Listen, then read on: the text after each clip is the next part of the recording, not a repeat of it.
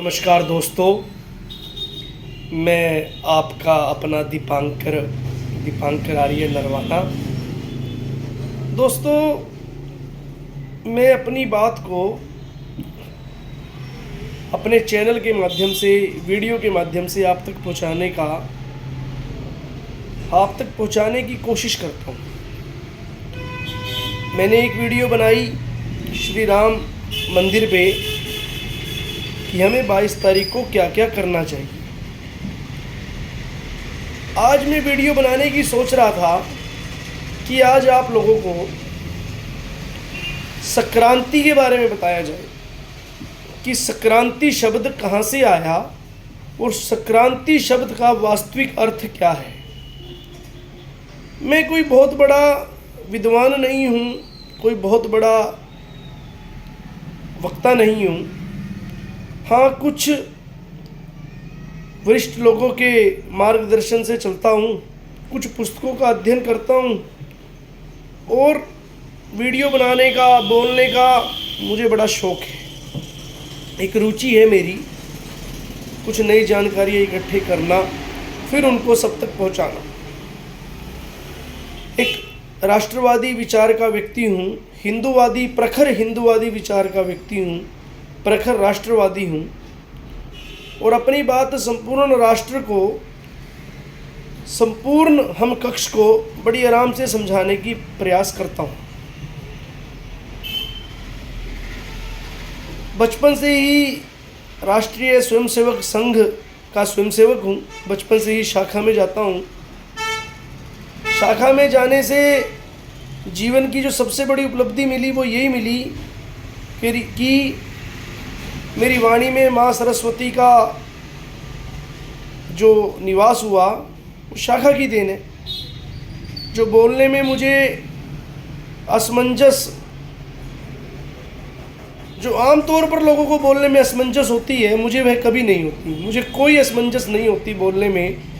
और मैं आपको बताऊं दोस्तों, मैं कभी कोई लिखकर नहीं बोलता। वैसे कविताएं लिखने का मुझे शौक़ है, मैं बहुत कविताएं लिखता हूँ।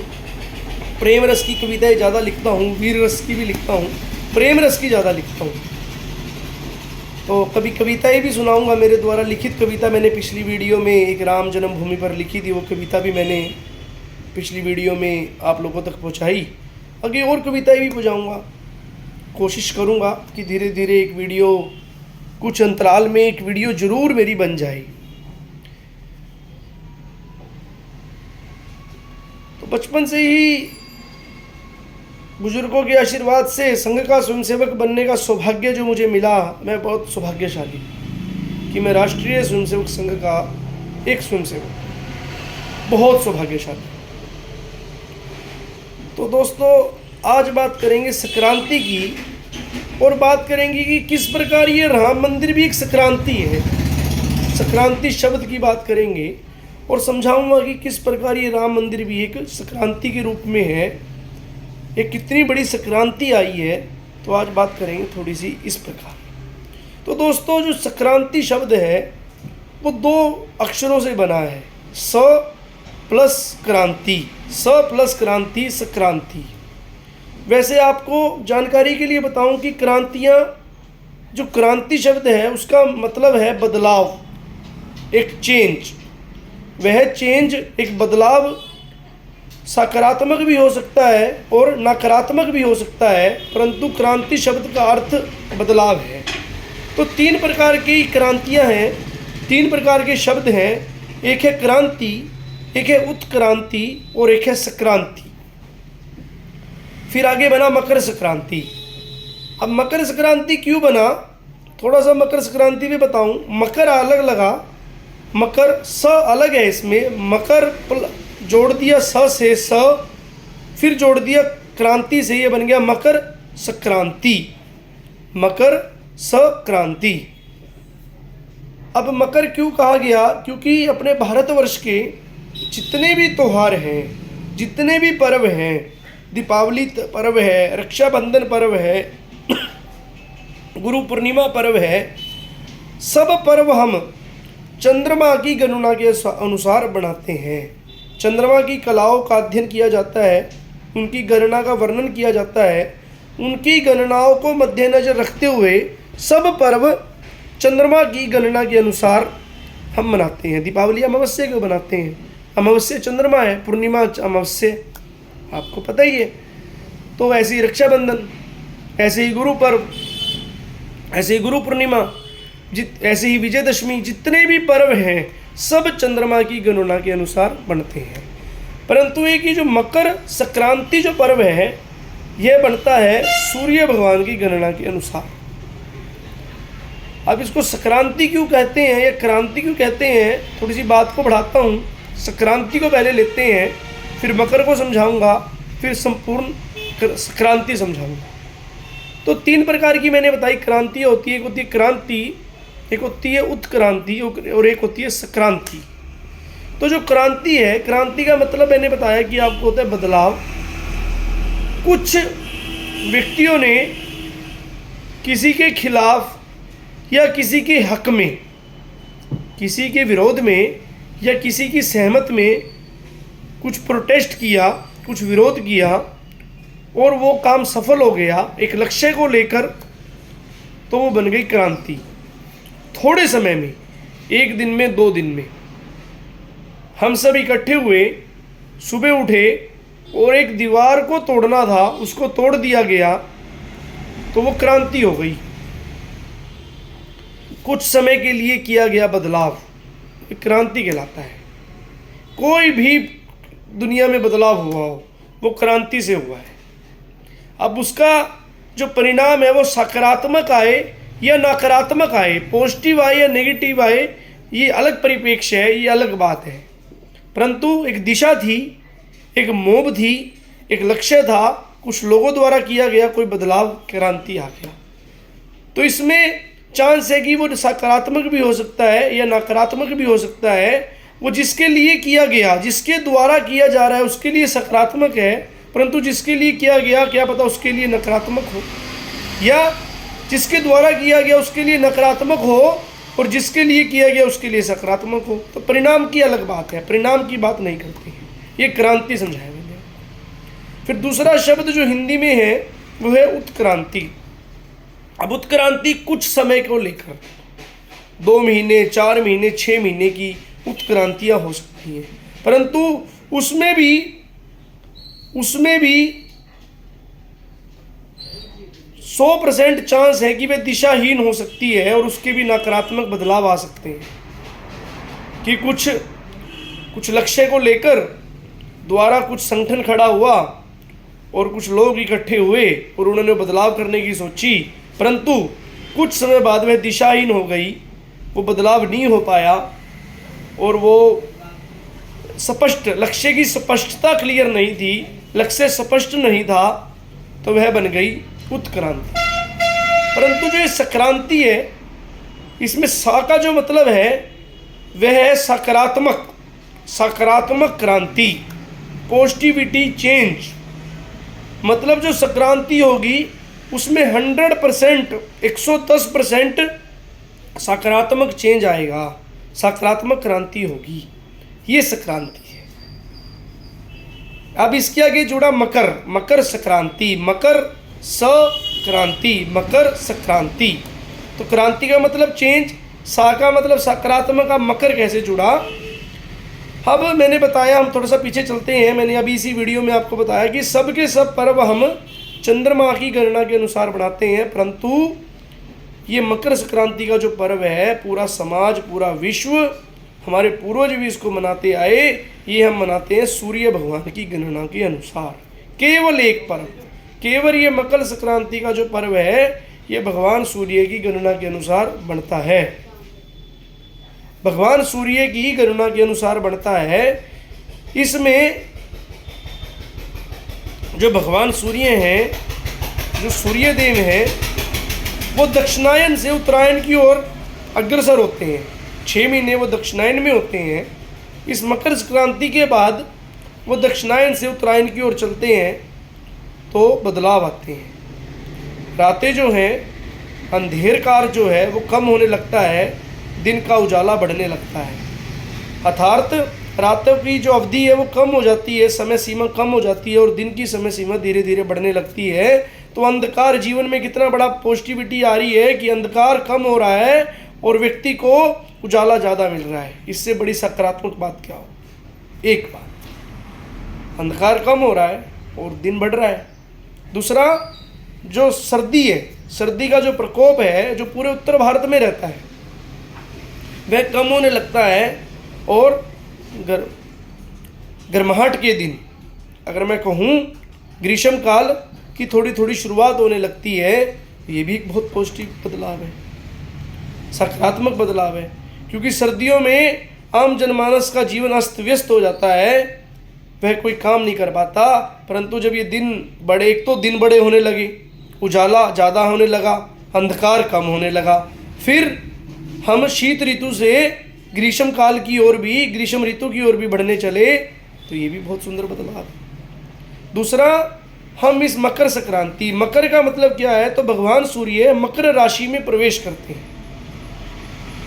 12 राशियां हैं, तो मकर राशि में प्रवेश करते हैं, बदलाव होता है। तो बोला मकर संक्रांति, मकर सकारात्मक क्रांति, तो जीवन में सकारात्मक आने लगते हैं। तो इन दिनों गुड़ से बनी वस्तुएं, गुड़ और उसमें तिल जोड़कर खाने का बड़ा प्रचलन है। तो हमारे पूर्वज बड़े योगी रहे, पूरे बुद्धिजीवी रहे, उनको पता था कब क्या चीज़ खानी चाहिए। मूंगफली खाने का प्रचलन है, वो क्यों है? गुड़ मधुरता का प्रतीक है, मिष्ठान का प्रतीक है। तो भारत का हर व्यक्ति गुड़ खाएगा तो वह मधुरभाषी बनेगा, उसकी वाणी मधुरता में बनेगी, ऐसा उन्होंने इसको गुड़ को रखा। फिर उसमें तिल क्यों दिए गए? आध्यात्मिक दृष्टिकोण से बता रहा हूँ कि हम सब समाज के सब व्यक्तियों को, हम मधुर बनकर समाज के सब व्यक्तियों को साथ लेकर चलेंगे, साथ लेकर अपने स्वर्णिम विकास के साथ साथ उनका भी स्वर्णिम विकास होगा, ऐसी हमारी सोच है। हम अपने लिए नहीं सोचते हैं। हमारा धर्म हमें सिखाता है वसुधैव कुटुंबकम, पूरा विश्व हमारे लिए परिवार है, पूरा विश्व हमारे लिए कुटुंब है। हम ऐसे हमारे पूर्वजों की सोच थी और ऐसी ही हमारी सोच है। तो गुड़ और तिल का ये महत्व कि मधुर बनकर सब समाज को साथ लेकर आगे बढ़ेंगे। इस प्रकार ये गुड़ और तिल से बनी पदार्थों को खाया जाता है। मूंगफली खाई जाती है। लेकिन अगर आपको वैज्ञानिक दृष्टिकोण बताऊं, साइंस का दृष्टिकोण बताऊं या चिकित्सा का दृष्टिकोण बताऊं, तो गुड़ व्यक्ति की पाचन शक्ति को भरपूर सुदृढ़ कर देता है, पूरी दृढ़ कर देता है, उसको पूरा अच्छा कर देता है। गुड़ खाने वाला व्यक्ति 100 वर्ष जीता है। तिल का तेल, तिल जब हम खाते हैं तो शरीर में उसका तेल बनता है। हमारा जो शरीर है उसमें भी लुब्रिकेंट की आवश्यकता है, उसको भी ऑयल की आवश्यकता है। हम पलकें इतनी बार झपकाते हैं, इन पलकों में भी और आँखों के बीच परमात्मा ने एक लुब्रिकेंट बनाया है। तो वो तिल का तेल शरीर के अंगों में लुब्रिकेंट का काम करता है, क्योंकि हमारे शरीर का प्रत्येक अंग मूवेबल है, वहाँ भी लुब्रिकेंट चाहिए। तो ये तेल है जो तिल का। मूंगफली जो खाते हैं, मूंगफली का तेल वो काम करता है, पूरा शरीर इससे स्वस्थ बनता है। कहा जाता है कि सर्दियों में खाया गया या शीतकाल में खाया गया, मकर संक्रांति के आसपास खाया गया गुड़ से बने पदार्थ, ये शरीर में पूरे साल भर या पूरे जीवन भर इनकी जो पौष्टिकता है वो बनी रहती है। फिर सूर्य भगवान की गणना का पर्व है, सूर्य भगवान के अनुसार चलने वाला पर्व है। एक बात और बताता हूँ, जो बच्चे सूर्य नमस्कार करते होंगे या जो व्यक्ति सूर्य नमस्कार करते होंगे, मैं रोजाना 13 सूर्य नमस्कार करता हूँ। ऋषि मुनियों ने कहा जो व्यक्ति सूर्य नमस्कार करता है उसको कोई और आसन करने की जरूरत नहीं है, उसको और कोई योग करने की जरूरत नहीं है। हम श्लोक भी बोलते हैं सूर्य नमस्कार करने के बाद, आदि तस्य नमस्कारन ये कुर्वन्ति दिने दिने आयुर प्रज्ञा बलम वीर्यम तेजस तेषांच जायते। भाई सूर्य नमस्कार करने से आयुर, प्रज्ञा, बल और वीर्य, व्यक्ति की तीनों चारों चीज बढ़ती है। आयु भी बढ़ती है, उसका प्रज्ञा, उसका कीर्ति भी बढ़ती है, बल भी बढ़ता है, उसका शारीरिक बल भी बढ़ता है और उसका वीर्य भी बढ़ता है। तो सूर्य नमस्कार करने से शरीर के अंदर दृढ़ता आती है, सुदृढ़ता आती है, पॉजिटिविटी आती है, सकारात्मक विचार आते हैं, व्यक्ति का दृष्टिकोण सकारात्मक बनता है। इस समाज के लिए भी, अपने आप के लिए भी, मेरे राष्ट्र के लिए भी और मेरे समाज के लिए भी मैं सदैव खड़ा हूँ, ऐसा व्यक्ति का मानस तैयार होता है, व्यक्ति का चिंतन तैयार होता है। तो मकर संक्रांति का पर्व अपने जीवन में बहुत महत्वपूर्ण है। मकर संक्रांति का पर्व मैंने बताया किस लिए महत्वपूर्ण है, मैंने बहुत बातें बताई। सूर्य भगवान का पर्व है, सूर्य भगवान की गणना के अनुसार चलने वाला केवल एक पर्व है। शरीर में किस प्रकार के व्यंजन खाए जाते हैं वो पूरी जिंदगी भर शरीर की दृढ़ता के साथ, शरीर की पौष्टिकता में साथ देते हैं। सकारात्मक कितना चेंज आता है, तभी इसको संक्रांति कहा, सकारात्मक बदलाव कहा, सकारात्मक क्रांति कहा। रातें कम होने लग जाती हैं, दिन बड़े होने लग जाते हैं, उजाला अपने ओर हो जाता है, दिन बड़े हो जाते हैं, गर्मैश जो गर्माहट है, ग्रीष्मकाल शुरू होने लगता है, शीतकाल की अवधि कम होने लगती है। शीतकाल अवधांचल की ओर और ग्रीष्मकाल उत्तरांचल की ओर होने लगता है, उत्तरांचल की ओर होने लगता है, वो आने लगता है धीरे धीरे। शरीर में बहुत बदलाव आते हैं, शरीर का इम्यून सिस्टम बनता है, सर्दियों में बनता है। इन मकर संक्रांति के दिनों में घूमने से, अगर आप सुबह रोजाना, मेरा विनम्र निवेदन है कि अगर इन दिनों में सुबह रोजाना सैर पर जाया जाए, एक स्वस्थ व्यक्ति को तो ओस होती है, ओस शरीर को लगती है, बहुत पैदा करती है। तो ये दिन गुड़ पदार्थ का सेवन करना चाहिए। और दोस्तों, मैं अपने दिल की गहराइयों से अपने शब्द बोलता हूँ। जो मैं पढ़ता हूँ, अखबारों में लेख पढ़ता हूँ, मैं पुस्तकें पढ़ता हूँ, क्योंकि मेरे पूर्वजों ने मुझे पढ़ना सिखाया है। मेरे बाबूजी का मुझ पर बड़ा सानिध्य रहा है और रहता है उनका सानिध्य, तो मुझे कहते हैं पुस्तकें पढ़ा करो। तो अपने शब्द, उन पुस्तकों के शब्द को अपने रूप से बता रहा हूँ। किसी को कोई किसी भी बात की कोई समझ में ना आए तो मुझसे बात भी कर सकते हैं और मेरे YouTube चैनल को सब्सक्राइब भी कर सकते हैं। मैंने बहुत वीडियो में अब धीरे धीरे डालता हूँ, सरल शब्दों में डालता हूँ। तो मैंने संक्रांति बताया, सकारात्मक क्रांति। अब थोड़ा सा पीछे चलते हैं इतिहास में कि कैसी सकारात्मक क्रांति अपने बीच आ रही है। बहुत सुंदर सकारात्मक क्रांति, जिसका लगभग जो क्रांति होने में लगभग 500 साल लगे।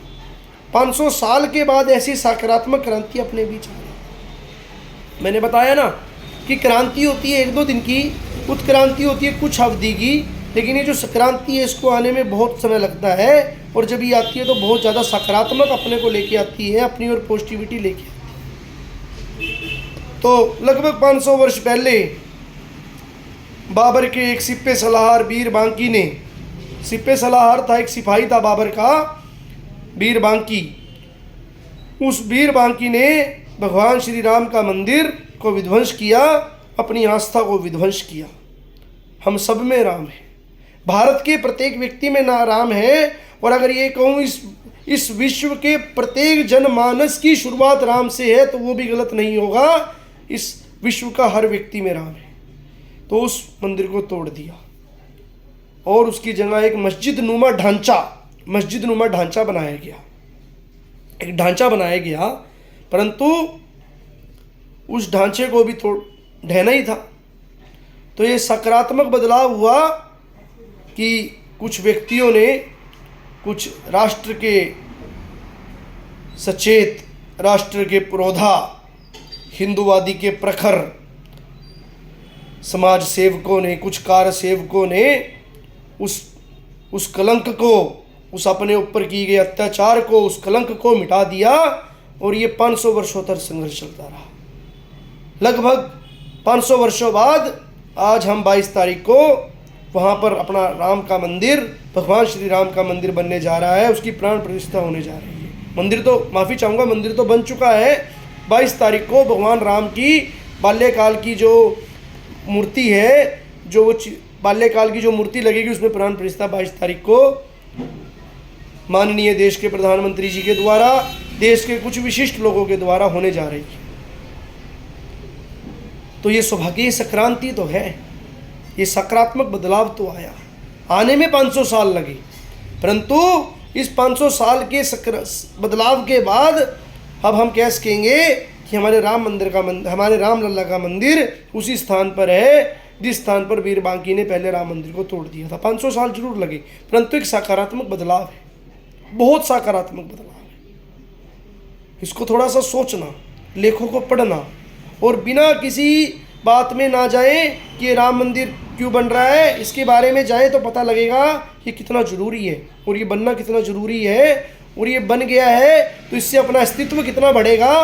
पूरे विश्व के पटल पर अपनी छाप छपेगी, पूरे विश्व पटल पर भारत माता की छाप छपेगी, पूरे विश्व अपने को नतमस्तक होगा। क्यों, हमें नतमस्तक नहीं करवाना है, जोश से नतमस्तक नहीं करवाना है, अपनी करुणा से नतमस्तक होगा। हम दयालु हैं, वसुदेव कुटुंब का मैं अपनी वीडियो में बता चुका हूँ, ऐसा अपना भाव रहता है। हम पूरी विश्व को, पूरे जनमानस को, पूरे विश्व के जनमानस को अपना परिवार समझते हैं, ऐसा हमने पूर्वजों से सीखा है, भगवान राम से सीखा है। भगवान राम ने कहा कि मैं इस सारे जनमानस को इकट्ठा करूंगा जिनको कोई गले नहीं लगाता, और फिर मैं असुरों के देवता, वो जो असुर का राजा था, सबसे बड़ा असुरों का राजा था, रावण से फिर लड़ाई करूंगा। उनसे सीखा है हमने कि सब समाज को साथ में लेकर चलना, सब समाज को अपने साथ लेकर चलना। वो अपने हैं, हम उनके हैं, क्योंकि इस भारतवर्ष में रहने वाला प्रत्येक व्यक्ति हिंदू है, प्रत्येक व्यक्ति हिंदू है, ऐसा जनमानस अपना है, ऐसा मानस अपना है। हम सब में, हम सबकी रगों में भगवान राम का, छत्रपति शिवाजी का, महाराणा प्रताप का, रानी लक्ष्मीबाई का, बिरसा मुंडा का, गुरु गोविंद सिंह जी का खून दौड़ता है, खून दौड़ता है। तो हम सब एक हैं, हम सबका मन का भाव एक है, परंतु हमें सोच नहीं करनी, हमें कोई बहुत बड़ी उपलब्धि हासिल नहीं करनी है, हमें कोई बहुत बड़ा विद्रोह में नहीं जाना है। हम सब परिवार से, प्यार से इस भारत माता को परम वैभव पर, परम वै भवन्ये तुम्हें तत्स्वराष्ट्रम, हम रोजाना ऐसी अपनी प्रार्थना में कहा करते हैं। संघ के स्वयंसेवक ऐसा कहते हैं, रोजाना ही कहते हैं। तो इस भारत माता को परम वैभव पर लेकर जाएंगे।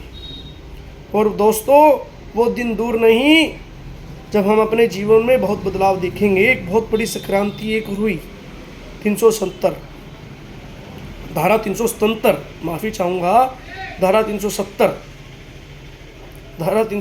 जो है उसको भी ख़त्म कर दिया गया। ये भी 70 सालों से संक्रांति चल रही थी, 1947 में लगी थी, और ये 70 सालों से संक्रांति ही थी जिसको टाइम लगा, 70 साल लगे होने में, सकारात्मक बदलाव होने में।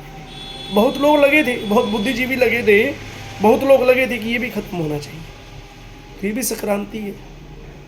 सकारात्मक बदलाव जो होता है वहाँ अब हमारे कश्मीर और हमारा एक ही संविधान है, एक ही विधान है, एक ही ध्वज है, तो ये भी सकारात्मक बदलाव है।